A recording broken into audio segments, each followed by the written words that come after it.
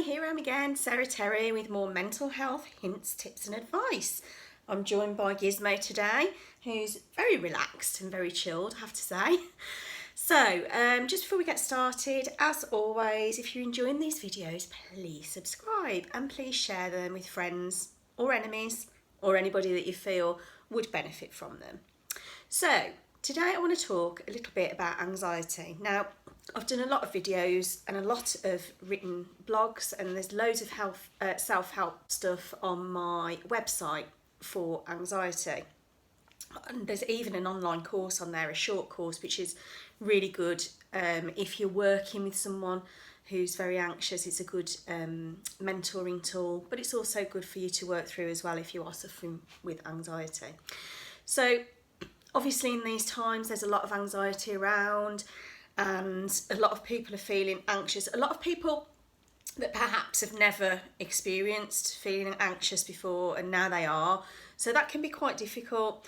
So I just want to have a really quick chat with you about what anxiety is, how it works in the body, and just a couple of things that we can do to help.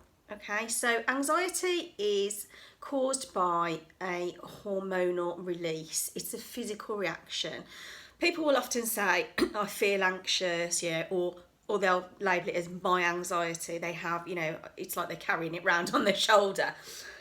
And the first thing I always say to people is, no, you're you, and sometimes you feel a bit anxious. Sometimes we all feel a bit anxious, but there are certain times when a lot of us are feeling anxious, like now.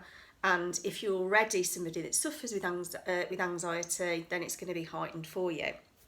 So what is anxiety? As I said before, it's a physical reaction which is in response to a thought or feeling.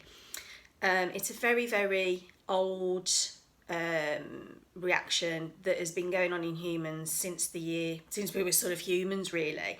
And it's sometimes called the fight or flight hormone. Now, it's called the fight or flight hormone because in olden time, when we were, just hundreds of thousands of years ago, we had to live a lot more on our wits, a lot like animals do now. And so if we were faced with danger, we had to fight that danger and take it head on, or we had to run away. And so our bodies really cleverly created this reaction to enable us to do that. And what happens is the brain releases chemicals into the bloodstream. And this all happens in a split second. It takes me a while to explain it to you, but it's all, happens in a split second. So the brain releases hormones into the system, and those hormones give the body instructions. So they say, pump extra blood to arms and legs because they're needed.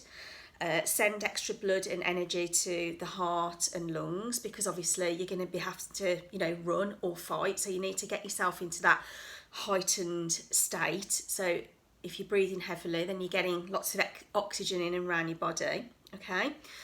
Extra energy to your head so you can see and hear more clearly.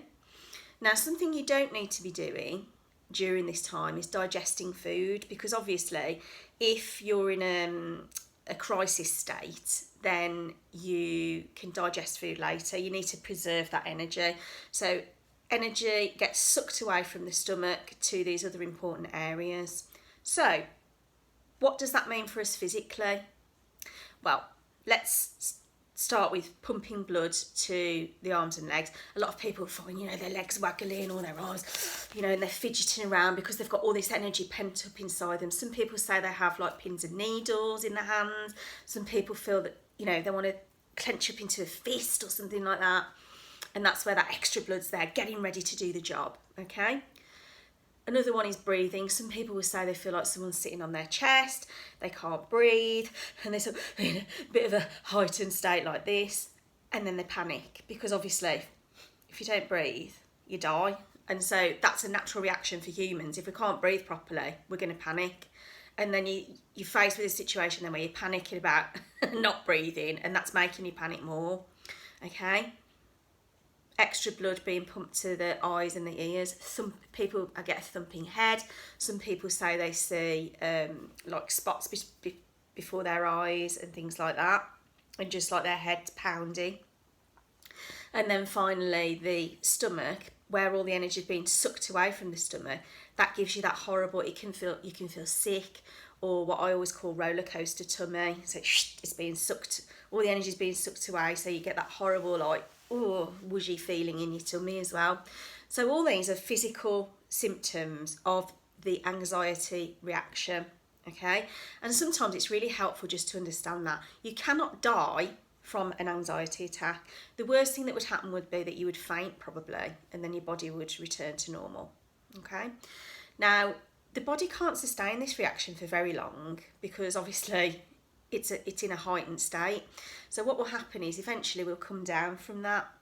And as those hormones are being diluted and we're relaxing from the anxiety, sometimes different things can happen. So often we'll cry. Crying is the body's clever way of getting rid of some of the hormones out of the body. Okay, so that's a really common reaction. So, you know, sometimes people will feel really anxious and then cry and they don't really know why. So crying's a big one, you know, and you're just feeling really tired. Well, if you think about it, your body's just done like a marathon or something, so of course you're going to be feeling tired. So what can you do to help with anxiety? Now, if you're suffering from anxiety and you really are struggling with your symptoms, then please talk to a mental health professional or a medical professional. But there are some really simple things you can do. And the first one is breathe. I mean, yeah, it sounds really obvious and people say, oh, take some deep breaths. And that's why they say it, because oxygen dilutes the stress hormones that are in your body. And the quicker you can get the oxygen in, the quicker you can relax and get back to a state of normal. Okay, so breathing really is a key one. Now, there are some preventative things you can do as well.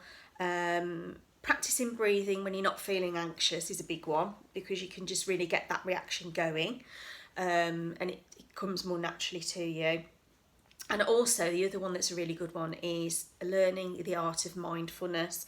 Now, I have done a video on mindfulness and I will put the link below for you to have a look at, because mindfulness is really great in the war against anxiety, because it really helps our brains to switch over into that focused, relaxed mode, I would say.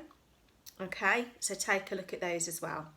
If you are, like I said before, if you're really worried about your symptoms, then please talk to a medical professional. But in the meantime, check out my website, okay? There are loads and loads of things. If you just put a search in there for anxiety, all the stuff should come up that you need, and just have a little look around there and see if you can get some help for yourself, okay? Stay calm and keep breathing.